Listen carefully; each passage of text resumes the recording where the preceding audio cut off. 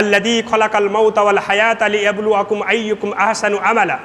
আল্লাহ বলছেন আমি হায়াত এবং মৌত সৃষ্টি করেছি এই জন্য যে তোমাদের মাঝে আমলের দিক দিয়ে সর্বশ্রেষ্ঠ কে, আমলের কোয়ালিটি কার ভালো, আমলের গুণগত মান কার ভালো। আমলের গুণগত মান যদি ভালো হয় অল্প আমলে জান্নাত পাওয়া যায়, অল্প আমলে জান্নাত পাওয়া যায়।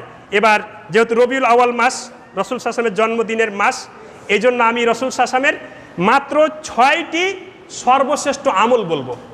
রাসূল সাল্লাল্লাহু আলাইহি ওয়াসাল্লামের জীবনের সমগ্র জীবনে তিনি যত উপদেশ দিয়েছেন তার মধ্যে 6টি সর্বশ্রেষ্ঠ আমল বলবো। এই 6টি আমল যদি আপনি করতে পারেন আপনার জান্নাতে যেতে কোনো বাধা নাই। সুবহানাল্লাহ বলবেন না? এক, মান করা আয়াতুল কুরসি দুবুরা কুল্লা সালাতিন মাকতুবাতিন লাম ইয়ামনাহু দুখুলুল জান্নাতা ইল্লাল মাউত। আল্লাহর নবী সাল্লাল্লাহু আলাইহি সাল্লাম বলছেন যদি কোনো ব্যক্তি প্রত্যেক ফরজ সালাতের পরে একবার আয়াতুল কুরসি পাঠ করতে পারে তবে ওই ব্যক্তির জন্য জান্নাতে যেতে আর কোনো বাধা নাই। সুবহানাল্লাহ বলবেন না? দুই, রাসূল সাল্লাল্লাহু আলাইহি সাল্লাম বলছে সূরাতুল ইখলাস সুলুসুল কোরআন। সূরা ইখলাস হচ্ছে কোরআনের 1/3 অংশ, 1/3, মানে 3 ভাগের 1 ভাগ। কেউ যদি সূরা ইখলাস মানে কুল হুয়াল্লাহু আহাদ এই সূরাটা 3 বার পাঠ করে, কয়বার? 3 বার পাঠ করে, তবে সে যেন সমগ্র কোরআনুল কারীম তেলাওয়াত করলো। সুবহানাল্লাহ বলেন। আচ্ছা, আজকে কারা কারা কোরআন তেলাওয়াত করেছেন? মাত্র 2-1 জন। সবাই মুসলিম, কিন্তু আমরা কোরআন তেলাওয়াত করি নাই। তবে আপনাদেরকে একটা সহজ বুদ্ধি দিচ্ছি।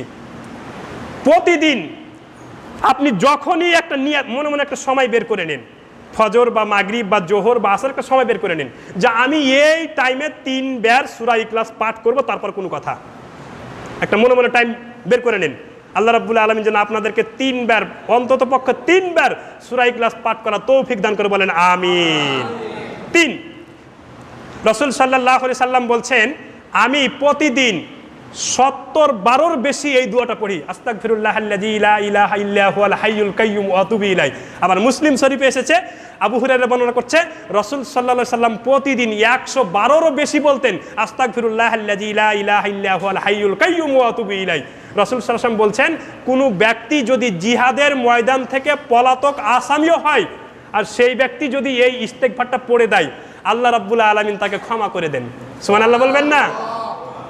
4, রাসূল সাল্লাল্লাহু আলাইহি ওয়াসাল্লাম বলছে কোনো ব্যক্তি যদি কবরের আযাব মাপ পেতে চায়, কোনো ব্যক্তি যদি কবরের আযাব মাপ পেতে চায়, সে যদি প্রত্যহ রাত্রে সূরা মুলক পড়ে, তাবারাকাল্লাযী বিয়াদিহিল মুলকু, এই সূরাটা যদি পড়ে তবে ওই ব্যক্তির কবরে আযাব হবে না। সুবহানাল্লাহ বলবেন না? ওই ব্যক্তির কবরে কোনো আযাব হবে না। আরেকটা বিষয় বলি, কেউ যদি শুক্রবারের দিন মারা যায়, মানে বৃহস্পতিবার মাগরিব থেকে শুক্রবারের দিন মাগরিবের আজানের আগ পর্যন্ত এই 24 ঘন্টার মধ্যে যদি মারা যায় তবুও ওই ব্যক্তির কবরে আযাব হবে না। কিন্তু এটা তো সবার ভাগ্যে জুটতে পারে না। এটা কে কার কখন মৃত্যু হবে আমরা কি জানি? আমরা জানি না। কিন্তু সূরা মুলক তো আমরা ইচ্ছা করলে পড়তে পারি।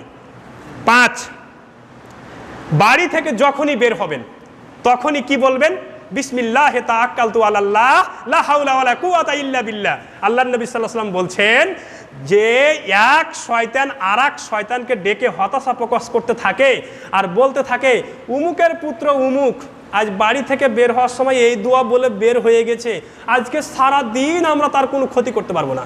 সুবহানাল্লাহ বলবেন না? আর মুসলিম শরীফের আরেকটি হাদিসে রয়েছে যদি কোনো ব্যক্তি এই দোয়াটা বলে বের হয়ে যায় বিসমিল্লাহি তাওয়াক্কালতু আলাল্লাহ লা হাওলা ওয়ালা কুওয়াতা ইল্লা বিল্লাহ, আল্লাহ নবী সাল্লাল্লাহু আলাইহি ওয়াসাল্লাম বলছেন যতক্ষণ সে বাড়ি না ফিরবে ততক্ষণ পর্যন্ত আল্লাহ তার জিম্মাদার। সর্বশেষ 6 নাম্বার, রাসূল সাল্লাল্লাহু আলাইহি ওয়াসাল্লাম বলছেন যদি কোনো ব্যক্তি একবার বলে রাদিতু বিল্লাহি রাব্বান ওয়া বিল ইসলামি দীনান ওয়া বি মুহাম্মাদিন নাবিয়্যা, তবে আল্লাহ রাব্বুল আলামিনের পক্ষে ওই ব্যক্তিকে জান্নাত দান করা ওয়াজিব হয়ে যায়। সুবহানাল্লাহ বলবেন না? কিন্তু এই আমলটা প্রত্যেকদিন করতে হবে। আমি আবার একটু স্মরণ করে দিচ্ছি। 1 নম্বরে কি বলেছিলাম? আয়াতুল কুরসি। প্রত্যেক ফরজ নামাজের পরে কি? আয়াতুল কুরসি। 2, সূরা ইখলাস প্রত্যেক দিন 3 বার।